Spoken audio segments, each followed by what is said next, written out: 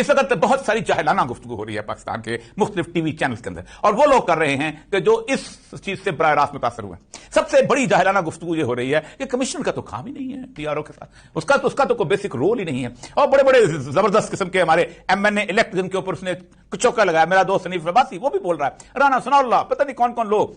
یہاں تک کہ ایڈمنسٹریشن کے لوگ، وہ جو نگران چیف وزیر اعلیٰ وہ تھا۔ آپ مجھے یہ بتائیے کہ پاکستان کے اس انتظامی اسٹرکچر میں، آئیے میں آپ کو بتاتا ہوں کہ اس کا رول کیا تھا۔ پھر تو آپ یہ کہیں گے کہ چیف سیکرٹری کا بھی کوئی رول نہیں ہے، پھر تو آپ کہیں گے کہ آئی جی کا بھی کوئی رول ہے، رول تو ایسا چوکا ہوتا ہے۔ اس ملک کے اندر بدقسمتی یہی ہے کہ جو اوپر ایک شخص بیٹھا ہوتا ہے جو اپنے نیچے کنٹرول کر رہا ہوتا ہے، جن کی رگیں اس کے ہاتھ میں ہوتی ہیں، اس کے بارے میں ہم کچھ نہیں کہتے، ہم کہتے ہیں وہ تو نیچے والے نے ایسا چو کہتا ہے، وہ تو انسپیکٹر نے وہاں جا کے کر لیا تھا۔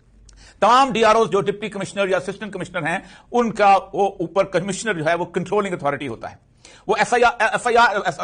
ان کی A C R annual confidential report خراب کر دے تو ان کی زندگی اجرن ہو کے رہ جاتی ہے، وہ پوری زندگی اپنی پروموشن کا خواب دیکھنا بند کر دیتے ہیں،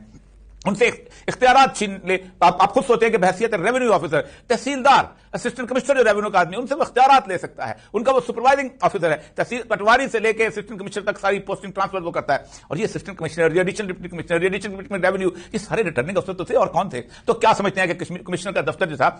اس عرصے میں بند ہو گیا تھا؟ کیا براہ راست اس کو اطلاعات ملتی تھی؟ کیا براہ راست ڈی سی او کو ہدایات دی جاتی تھی؟ اور حالت تو یہ ہے کہ، اور ایک سب سے اہم بڑا ثبوت اس کے اندر، کہ چیف الیکشن کمشنر نے حکم جاری کیا تھا کہ آئی جی اور اس کو تبدیل کیا جائے اسلام آباد کو، آپ تبدیل نہیں کر سکے، اور پھر اس کے بعد اس کی ضرورت نہیں ہوئی تھی۔ سلمان راجہ جو ہے، سوری اسکندر سلطان راجہ جو ہے، میں جانتا ہوں، بہت ہم سب جانتے ہیں، ہمیں ان لوگوں کا علم ہے کہ یہ کتنے کمزور اور کتنے وہ ہیں، اور اس نے تو جو بات کی ہے وہ بالکل اس لیے درست کی ہے کہ چیف الیکشن کمشنر جس طرح خود دورے کر کے ہدایات دیا کرتے تھے، اور ہر چیف الیکشن کمیشنر دیتا ہے، اور اس چیف الیکشن کمیشنر کو تو اگر عدالت کے کٹہرے میں